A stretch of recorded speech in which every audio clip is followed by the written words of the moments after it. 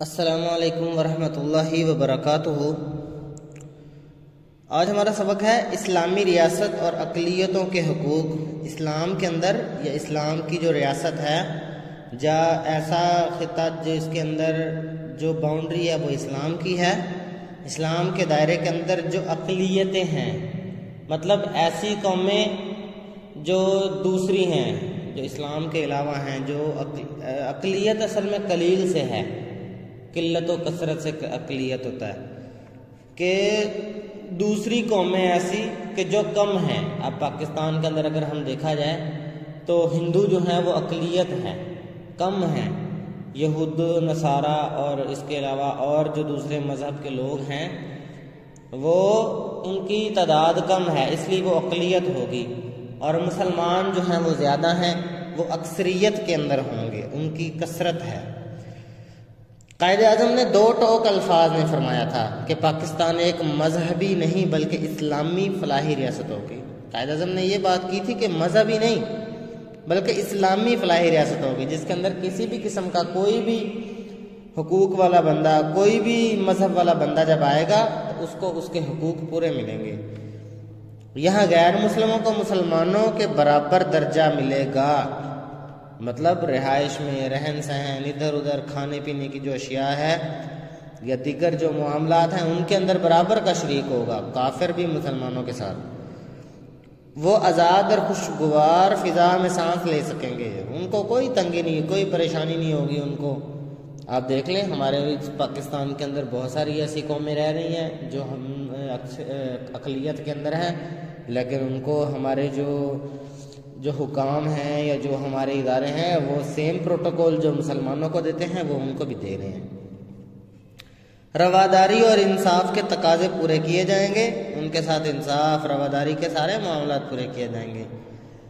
11 اگست 1947 کو پاکستان کی دستور ساز اسمبلی میں آپ نے اسلامی ریاست کے تصور کی وضاحت کرتے ہوئے فرمایا، جب 11 اگست 1947 کو پاکستان کا جو دستور ساز اسمبلی ادارہ ہے، جو دستور کو بناتا ہے، جو قوانین کو بناتا ہے، اس نے وضاحت کرتے ہوئے فرمایا آپ عبادت کے لیے اپنی مخصوص عبادت گاہوں میں جانے کے لیے آزاد ہیں۔ آپ دیکھ لیں پاکستان کے اندر چرچ بھی ہیں، پاکستان کے اندر کیا نام ہے مندر بھی ہیں، اور بہت ساری ایسی عبادت گاہیں ہیں، ہم نے کبھی ان کو نہیں چھیڑا، ہم نے کبھی ان کے ساتھ کوئی جو ہے وہ مخالفت نہیں کی، ان کی ہم نے کبھی جو ہے وہ حرمت پامال نہیں کی۔ کیوں؟ کیونکہ ہم اسلامی ریاست کے اندر رہتے ہیں اور ہمارا اوپر یہ اسلام کی جو ہے وہ وجہ سے یہ ہمارے اوپر فرض ہے کہ ہم ان کے حقوق کا خیال رکھیں۔ پاکستان کے تمام شہری، آپ کا تعلق چاہے کسی عقیدے سے ہو، ریاست کا اس سے کوئی تعلق نہیں، آپ کسی بھی تعلق سے عقیدے سے آپ کا تعلق ہو، آپ کو ریاست کو اس سے کوئی تعلق نہیں ہے۔ پاکستان کے تمام شہری مساوی ہیں اور انہیں مساوی حقوق حاصل ہوں گے، سارے ایک برابر ہیں، سب کو ایک جیسے ہی حقوق ملیں گے۔ نظریہ پاکستان سے آگاہی، awareness about ideology of Pakistan. اب اس نظریہ سے جو نظریہ پاکستان ہے، اس سے لوگوں کو آگاہی کیسے دینی ہے؟ آج کی نوجوان نسل کو نظریہ پاکستان اور قیام پاکستان کے مقاصد سے پوری طرح آگاہ رکھنے کی ضرورت ہے۔ جذباتی رشتے اور محبت کو جاری رکھنے کے لیے ضروری ہے کہ آج کی پاکستانی قوم کو نظریہ پاکستان سے پوری طرح آگاہی ہی دی جائے۔ کیا مطلب ہے؟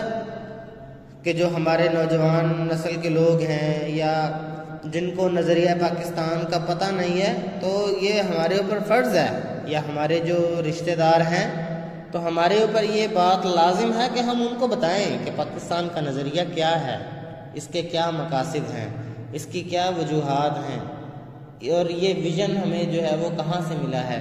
تو ظاہری بات ہے یہ جو ویژن، یہ جو سوچ ہے، یہ ہمیں اللہ اور اس کے رسول نے دی ہے۔ انہیں اس عظیم تحریک سے آگاہ کیا جائے جو پاکستان کی تخلیق کے لیے بر صغیر میں چلائی گئی، اور ان کو کیا کہا ہے؟ ان کو بتایا جائے کہ بر صغیر کے اندر مسلمانوں نے کس قدر جو ہے وہ جذبہ ایثار کے ساتھ اور دیگر قربانیوں کے ساتھ اس نظریے کو زندہ رکھا۔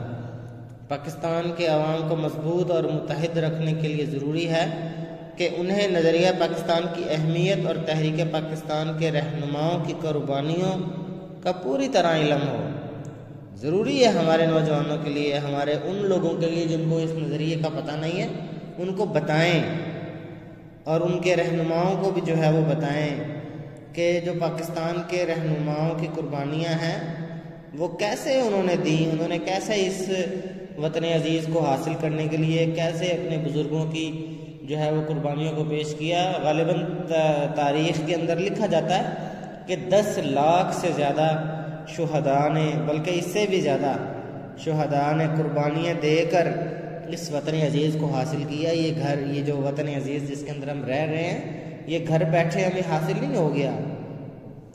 ملک بھر میں زبان، علاقہ اور صوبوں کی سطح پر نفرتوں کے خاتمے کے لیے نظریہ پاکستان سے دلی لگاؤ پیدا کرنا ضروری ہے۔ ہم جو علاقے کی زبان کے اوپر یا اپنے تعصب کی بنیاد کے اوپر ایک دوسرے سے نفرت کرتے ہیں، یا صوبے کی بنیاد پر یا ڈسٹرکٹ کی بنیاد پر یا کسی بھی ریجن کی بنیاد پر ہم کسی سے کہتے ہیں کہ یہ فلاں زبان کا ہے، یہ فلاں کا ہے، میری اس سے نفرت ہے، اس سے دوستی ہے، فلاں صوبہ اچھا ہے، فلاں اچھا نہیں ہے، ایسا نہیں ہونا چاہیے۔ بلکہ ہمیں لوگوں کو یہ شعور دینا ہے کہ آپ کسی بھی زبان کے تعلق رکھنے والے ہوں، آپ کسی بھی صوبے سے ہوں، آپ پاکستانی ہیں، آپ مسلمان ہیں، لہذا ہمارا نظریہ وہی ہے کہ ہم نے آپ کے حقوق پورے کرنے ہیں، آپ کے ساتھ جو محبت اور رواداری کا اور جو حقوق کے تحفظ کے جتنے بھی معاملات ہیں ہم نے اپنے ہر مسلمان بھائی کے ساتھ وہ پورے کرنے ہیں، اور غیر مسلموں کے ساتھ بھی جو ہمارے پاس رہ رہے ہیں ہم نے ان کے بھی جو حقوق ہیں وہ ہم نے پورے کرنے ہیں۔